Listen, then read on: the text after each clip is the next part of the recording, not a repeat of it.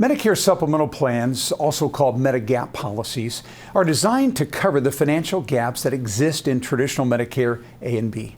Presently, there are 10 supplemental plans that are available. However, 7 of those are rarely even discussed. So in this video, we're going to talk about all the plans, and we're going to talk about what they actually cover, the differences of the plan, and then at the end of the video, I'm going to do a cost comparison of the plans so that if you choose a Medicare supplemental plan, you'll have confidence knowing that you chose the best plan for your situation.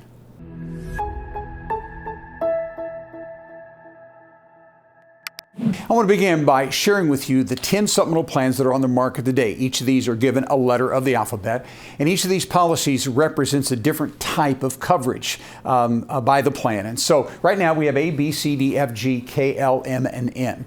Now, a couple of these right out of the gate we're going to have to eliminate, and here's why. The C plan is a plan that people presently have, but the only people that can even buy a C plan would be those that started Medicare prior to 1/1/2020.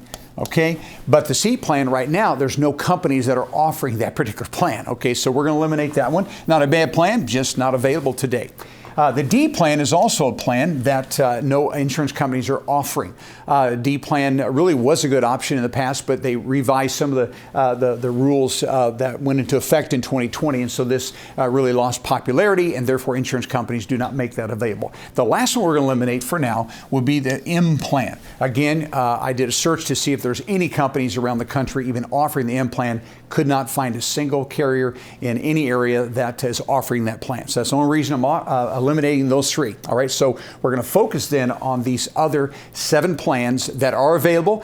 This again varies state to state, region to region for sure, but at least these plans still are available. Okay, so let's talk about a couple of features of all supplemental plans. Number 1, all supplemental plans, regardless of the letter, are what we call standardized by Medicare. And that means that Medicare has set the rules for what bills, medical bills are going to be paid by each of these plans, what bills will be paid, and what bills will not be paid. Okay, so Medicare sets the rules. They standardize that so that the Medicare consumer can know if they buy that L plan or N plan, whatever they buy, regardless of the carrier they choose, the coverage is going to be identical. So that's what we mean by standardized plans. All right, so I teach it this way. If you have a G plan, whether you got it from ABC Insurance Company or you have a G plan from XYZ Insurance Company, all the bills that are paid are going to be the same, identical coverage, no difference at all. Same types of bills, same amount of bills will be covered by that plan, standardized by Medicare. All right, next now, talk about monthly premiums. Though the coverage is consistent across the board, those don't vary carrier to carrier. I will guarantee you the premiums are going to vary.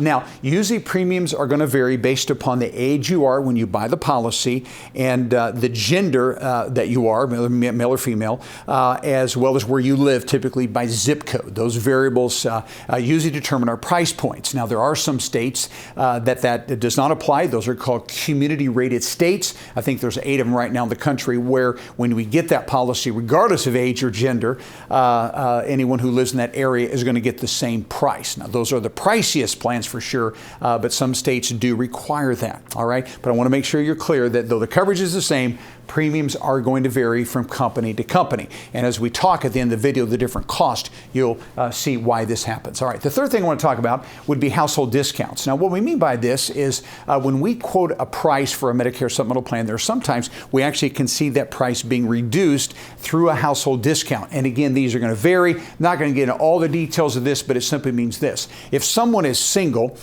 yet they have a domestic partner or maybe a significant other, they live with someone that's typically above 50, they can get some kind of a household discount. We can take that premium and see it reduced by maybe 5 or 10%. Some companies require that if we give a household discount, both spouses have to have their insurance plan with the same carrier. So if one spouse has ABC and the other one has XYZ, probably not going to household discount. But if both have ABC insurance company, then again, we're going to get that household discount. So my point is there's ways to reduce these prices, which is a smart thing to do. And we see these vary anywhere from about 5 to 20% reduction with household discounts. All right, the last thing I want to talk about feature would be the very best time to buy a Medigap policy.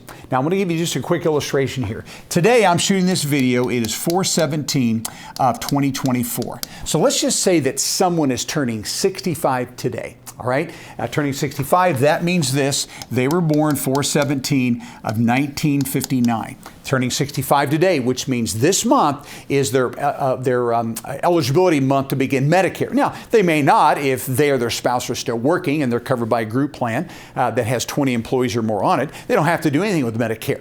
But let's assume this is someone that's for sure going on Medicare at 65. So their A and B effective dates would be 4/1 of 2024. And they'd have a Medicare card. They'll say Part A, 4/1/2024, and a Medicare card. The Medicare card says B 4/1/2024. So as I talk about the best time to buy, if someone is starting Medicare at 65, the best time to buy a Medigap policy is this.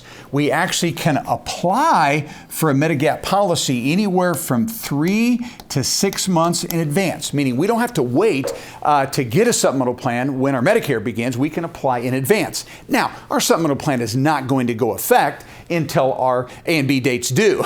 But the point is we can shop in advance. Most states 6 months, some states 3 months in advance. So again, we can make this MedSup decision in advance. But what happens is from my exact B date, now I have another 6-month window, 6 months, where I am in what we call the Medigap open enrollment period. It's also referred to as guaranteed issue.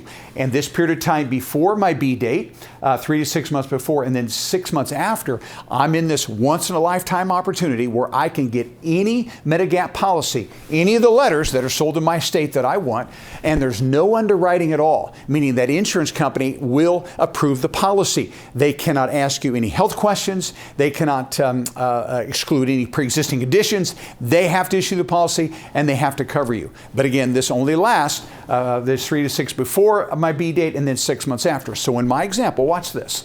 This 6 months would be counted out this way. We would say this would be April, May, June, July, August, September. So I have all the way up until the last day of September where I could actually apply for a Medigap policy. Again, anyone I want, company has to approve the policy. But again, after this date, so we had April, May, June, July, August, September, which means any time after October 1, 2024, in my example, if I want to get a Medigap policy now, I'm going to have to medically qualify. So if I don't start with one, I can still get one for that 6-month window, but after that window is closed, now the only way I can get a Medigap policy is to go through medical underwriting. We have to ask you 35, 40 health questions, check all the medications you're taking now and have in the last 24 months, and get a statement from your doctor. That information is given to the company's underwriter, and they make a decision, and they do not have to approve the policy. They have to here, they don't have to after that. So it's very important to note. Now, what I just taught you is true except in 4 states: New York, Connecticut, Maine, and Massachusetts. They actually have an extension of this rule where there's no underwriting. But all the other 46 states and the District of Columbia, if you have not bought a Medigap policy within that 6-month window before or after, now you're going to have to medically qualify. So that's why we're saying the very best time to buy one is when you first go on Medicare. Now, I want to clarify one more thing. There are some people that will actually enroll into Medicare and they enroll into A only because they keep working or their spouse is still working and they're covered by a good group plan. So what they may do is they may work 2 more years and they start B at a later date. So what I want to make sure you understand, if I go on a Medicare A only and keep working and I pick up B 2 years later and I have my B date of 4/1/2026, that's when this 6-month window again opens. So it's not tied to the A date, it's tied to the B date. All right, so if someone wants a Medigap policy, especially if they have any health issues going on, this is when they should buy it. Hey, if you found this video helpful and you want to see more Medicare information just like it, then go below, right below the video, and you can give us a thumbs up as well as subscribe to our channel. And every time I put a new video, which is about 2 every week, you'll be notified of that video, and others just like you who need this vital information will get it as well. All right, now let's get into the details of how Medigap policies work and the different letters and the coverages, okay? So I want to start off by teaching you just about what we refer to as original Medicare A and B. This is also called traditional Medicare. All right? And so what we have is we have these gaps, and remember, a gap is nothing more than a financial liability. Now, on the A side of Medicare, this is called hospital insurance. This covers, if you're admitted to the hospital, A is going to pay the bills. This would also cover skilled nursing facilities as well as hospice care. Those are the big items covered by Medicare A. The B side of Medicare is what we call the outpatient side of Medicare. So this is inpatient, this is outpatient. This is going to cover things such as lab work, any kind of outpatient surgery, your MRIs, your CAT scans, all the doctors that you would go to see in their office or they come to see in the hospital. It is always Part B that pays the physicians. Part B also pays for durable medical equipment as well as preventive services. Okay, but of all these things that Medicare covers, the only item covered at 100% is going to be preventive services. So someone goes in for a wellness exam or they're going for some kind of a screening, a mammogram or something. That's covered under preventive at 100%. But unless it's preventive, Medicare doesn't cover anything else 100%. So there's always a financial liability that the Medicare recipient is going to have to be responsible for. Hence, the gap in coverage. Okay, so let's talk about this now. So if I had original Medicare A and B, here's the gaps that I'm responsible for. If I go to the hospital, my out-of-pocket expense is $1,632. That's the deductible. That means you got to pay this first, and then Medicare will begin to pay. But notice this gap, that deductible covers us all the way up to a 60-day stay in the hospital. So it doesn't matter whether I'm in the hospital 1 day or 2 days, 10 days, 50 or 60. Makes no difference. It's going to cost you $1,632. Medicare pays the rest. Now that's going to cover about 99% of all hospitalizations. However, sometimes people are in longer than 60 continuous days. And then what Medicare does is they continue to cover, notice, for 3 more months. But month 3, 4, and 5 have daily copays. So right now, the daily copay for month 3 would be $408 a day, about $12,000 a month, and then it's doubled to $816 a day. Now we're talking about $25,000 a month for month 4 and month 5. These are rare. We call these extended hospital stays, but when they happen, and they do occasionally, they're very expensive. And then the last big item covered on the A side of Medicare is called skilled nursing facility. This is simply inpatient rehab, maybe after a stroke, sometimes hip replacements, injuries, accidents, falls, where someone needs fairly intensive rehab. They go to skilled nursing. Medicare says the first 20 days they cover everything as long as I was in the hospital a minimum of 72 hours prior. That's the rule. 72 hours or longer, Medicare pays everything first 20 days. After that, if I'm still in need of care, I have 80 more days. Medicare covers me, but now I'm responsible for a daily copay. So here's my point. Those are our gaps in original Medicare A. Deductible, extended hospital copays, and extended skilled nursing copays. Now, they tell me right now skilled nursing average is about 35 to 40 days for the average Medicare recipient. All right, so Medicare covers first 20. Most people now are paying about 10 to maybe 20 days out of their own pocket. All right, now let's talk about the B side. Again, everything outpatient, and so we have a deductible. That's $240. Now, I want to clarify something. This deductible is a calendar year deductible. We meet it once a year. This deductible on the A side can happen multiple times depending upon if you're hospitalized and then discharged, how long of a separation there is from each hospitalization. So my point is that is not annual. That can happen multiple times. This is once a calendar year. That's your deductible. If you start Medicare in July, start in February, start in December, that's what you're going to pay. And once we've met that small deductible, then Medicare is an 80-20 plan. As long as you're seeing a Medicare provider, getting a service that Medicare covers, Medicare pays 80%, you pay 20%. All right? So that's actually our biggest liability today in Medicare is the 20% coinsurance. And then the last gap is called an excess charge. I want to clarify this quickly. Excess charges do not occur very often. The only ones that can do excess would be physicians, primary care doctors, specialists, surgeons, people like that can do that. And when they what they're doing here with an excess, it just simply means that they can bill Medicare, see Medicare patients, but they are not under a contract that obligates them to take Medicare reimbursement rates as payment in full. They add to the bill, and when they add to the bill, that's called 15% add-on, called an excess charge. Okay, so those are our 3 gaps within the Medicare B system. So we have 3 on the A and 3 on the B. Now, if I stay in original Medicare A and B, that's all I have in other insurance, I am fully responsible for all these gaps. Most people are not going to do that. They're going to try to get rid of some of the liability, or at least as much as possible. One more thing I want to clarify to original Medicare. Look up here. This says no FT. Let me tell you what that means. It means no foreign travel coverage in original Medicare. If someone is outside the country or outside the U.S. 50 states or U.S. territories, Medicare doesn't pay anything whatsoever. So if you're in, let's just say you're in Spain or you're in Australia and you have some kind of an issue happen, Costa Rica, wherever you are, if you're outside the U.S. or the territories, Medicare doesn't pay anything. Okay, but you'll see here in a minute, there are a few of the supplemental plans actually will give you some foreign travel coverage. Okay, and so we'll talk about that when we get there. So I want to make sure you know, if I have no other insurance, I'm responsible for all these gaps. So let's look at how we can transfer some of this liability away. All right, so let's just talk about the first option, because remember, we had A, B, C, D, F, G, K, L, M, and N. We eliminated C and D and M because no insurance companies are make those available. So the first one we're going to look at is that supplemental Plan A. Now remember, Medicare has two parts, A and B. I'm not talking about that. I'm talking about a supplemental plan. This would be supplemental Plan A. All right, again, you've seen all the gaps that exist in original Medicare. So if I have an A plan, what's going to happen? Well, that A plan is going to fill in these particular two gaps right here. It's the only thing they're going to cover.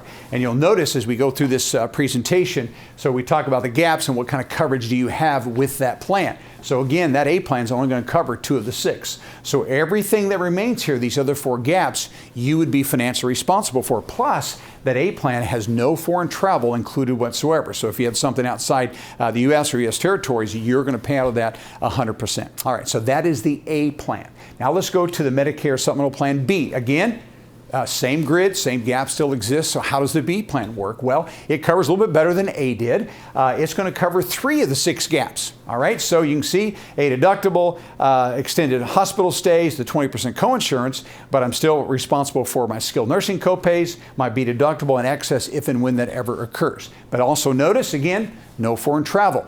There's no coverage with the supplemental Plan B either. All right, so that's Plan B. Now let's go to the next plan. Remember, we skipped C and D, and now what I'm doing is I'm showing you what we're doing is we're seeing an increase of coverage.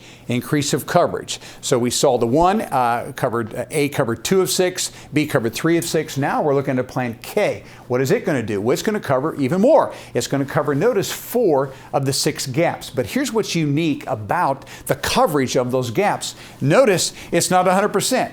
It only pays 50% of that $1,632. So it costs you what? $816, and it can happen multiple times a year. It only covers half of the daily copay in the skilled nursing facility. You'd be responsible for that. You'll pay your B deductible and, of course, excess charge. But here's the big one. 20% coinsurance. This is everything on the B side. And so they're only going to cover 10% of that. You'd be responsible for that. But notice, up to a certain limit. So the most someone would spend if they had a K plan, most they'd spend is $7,060 on an annual basis. Okay, so you see the coverage, we see the percentage, and then we see the limit. Now that's then going to take us to the next plan, which is going to be the L plan. But what I want you to notice about the L plan, it's similar here, it just pays a little bit stronger. Watch this. So here's our L plan. Same grid, same gaps, and now it covers 75%. Where the K only covered 50% of these gaps covered, this will pay a little bit stronger. Obviously, the premium is going to be a little bit higher as well, and we have a less exposure. Remember, the K plan was double that. All right, but again, same thing. We still, with a K or L, we have no foreign travel coverage whatsoever. All right, now we're going to get into 3 more plans that we have remaining. Again, back to the grid, and now we're going to talk about the N plan. Now, of all the people that are buying supplemental plans today, about 30% of them are actually buying this particular plan. All right, and so when they get the plan, what kind of coverage are they getting on the N plan? Well, the N plan, you're going to notice, covers 4 of the 6 gaps, and it does have foreign travel. So let's pause for a second and let's talk now about how foreign travel works. And again, this is outside the country. What happens is, let's say we have a bill. Let's say we have a $10,000 bill. That $10,000 bill, you have to pay out of your pocket a deductible. It's $250 per claim, $250. The remaining balance of that then is split by the insurance company and you. Insurance company pays 80%, you pay 20%. But the insurance company's 80% they pay maxes out at $50,000. So if you had a $200,000 claim, they're still only going to pay $50,000. And that is a lifetime benefit. That does not renew. So when we talk about foreign travel coverage. It is nice to have it, but it is limited. It's not lifetime. It's $50,000. So if someone had a huge claim, that would be exhausted with one claim. If they had a couple small claims, then that would last up to $50,000 by the insurance company. So that's foreign travel coverage. All right, so let's go back to this plan. We have 4 of the 6 gaps covered. What's not covered? If I have that in plan, I'm responsible for the annual Part B deductible, and if excess charges occur, I'm responsible for that. Now remember, this does not happen often. They say right now about even less than 5% of doctors will actually charge excess. So it doesn't happen often. It can happen. We typically see this in cancer type specialties, or we'll see the excess. And again, right now it's less than 5%. I don't know if that's going to remain, whether that's going to improve or get worse over time. I have no idea. We're going to be on Medicare on average about 20 or 25 years. So if someone's concerned about excess, they probably wouldn't get the in-plan. If they're not concerned about it, it may not be a big issue, and the end would work. Now, I want to note that there are 8 states in the country where excess charges are not allowed. Other 42 states they are. So if you're in a state where they don't allow excess charges, as long as you get all your care there, you wouldn't even have to worry about that. If you go out of state where they allow them, then of course that could occur. All right, so that is the in-plan. One more thing I want to note about the in-plan is that the in-plan does have 2 reasonable copays. And those copays would be to a doctor up to a $20 copay, and which simply means that you may have a $16 copay or a $14 or an $18 copay, or most $20. You would never have a $25 copay. So the verbiage is up to a $20 copay on the in-plan. Every time you saw a doctor, a primary care, a specialist, or really any a doctor, any provider that you saw, $20 copay. Now watch, we also have another copay, and this is for the emergency room. So if you go to the emergency room and you're discharged without being admitted to the hospital, you would have a $50 copay on that. And again, very, very reasonable. All right, so that's the way the in-plan is going to work, and that's what it's going to cover, and I'll show you here in just a minute what it's going to cost. All right, just 2 more plans to look at. This plan right here is actually the most popular plan. Of all the people buying supplemental plans today, almost 70% are actually getting the G plan. Again, we have our original grid with the gaps. The G plan is going to cover, notice, 5 of the 6 gaps.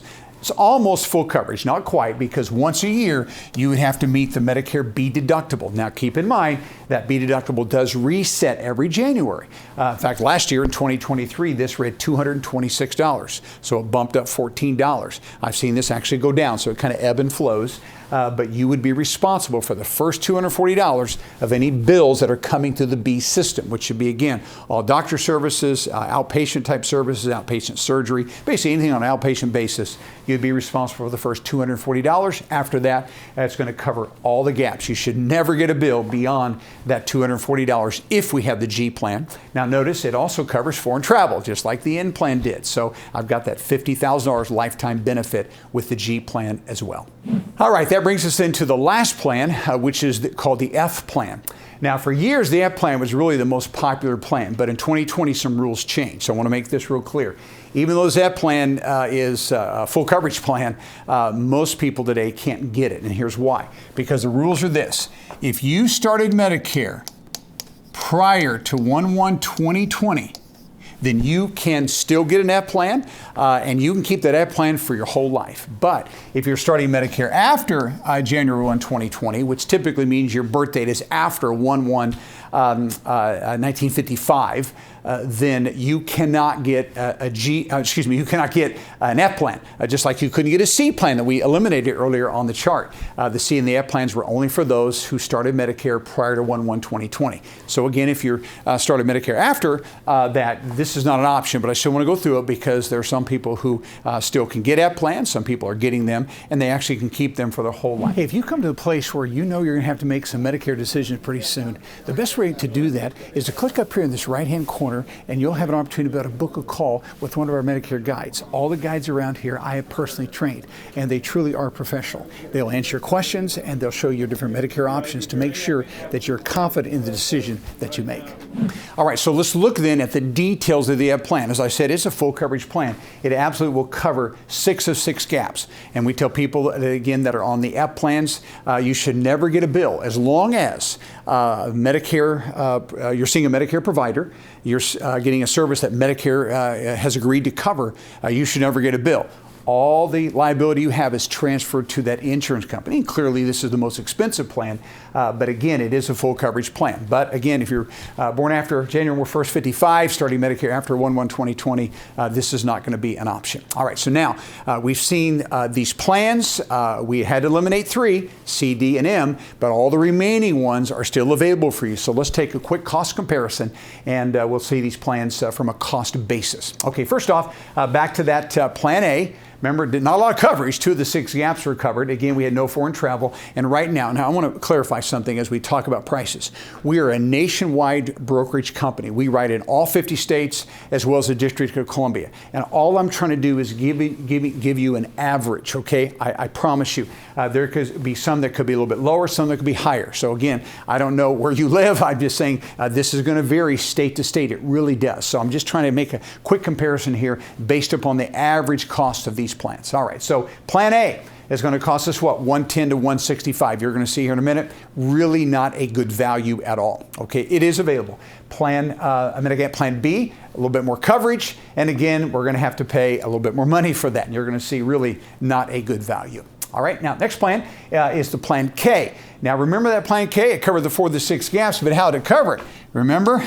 It only covered 50% of those 4 gaps. You had 100% responsibility of 2 gaps, and the other 4 covered, but only at 50%. And remember, this is the one that had the max out of pocket of just a little over $7,000. So you wouldn't spend $100,000, but you could spend up to $7,000. Okay, so in my opinion, not really a great option. And then the next plan is the Plan L. And again, very similar to the K plan, covers 4 or 6 gaps. And this one covered us a little bit better. Remember, it covered 75% of those 4 gaps, nothing on the other 2 gaps. And this one we had an out-of-pocket limit, I think it was a little over $3,500, right? So you divide that by 12, if you meet that limit, that's $300 a month, plus the premium. And so again, I don't think that's a great value, but again, you can see right now about $100 to $125 a month for the case. So if I want a little bit better coverage, I'm having to spend about $40 to $50 more on a monthly basis. All right, now let's talk about the last 3. The next one we'll talk about is the N plan. Again, we're moving, increasing the amount of coverage provided by the plan. Plan N, and this is the one I told you about, almost 30% of all people today are getting this plan. Again, it covers 4 of the 6 gaps. Now, don't forget, if we get that N plan, the 2 it didn't cover the B deductible, and it did not cover excess. Again, excess doesn't happen a lot, but we also had some co-pays. Remember, when we go to the doctor, we can be subject to a $20 copay. Go to the emergency room. Again, we got a $50 copay on that. Now, right now, again, average is $85 to $115. And again, I want to pause just to remind you, again, average cost. Truly, you could be in a state, this could be lower, it could be higher for sure. All right, now let's go to the G plan. Of all the people buying supplemental plans, almost 70% are actually buying the G plan. And so the G plan has no copays like the N, and there's 1 gap you're responsible for. And remember, that's that Medicare B deductible once a year. This year, it's $240.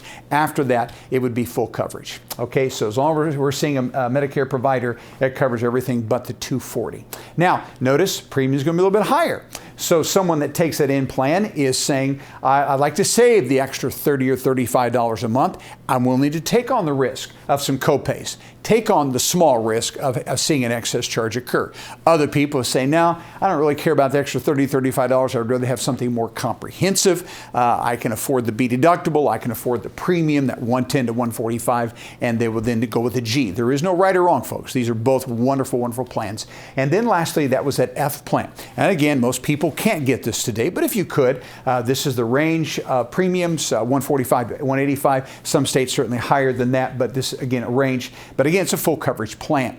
Now, here's the issue, though, with the F plan. If you want one, it's certainly your money. You can get a plan as long as your birthday and Medicare beginning dates qualify. But here's my issue. Not many people going in F plans today.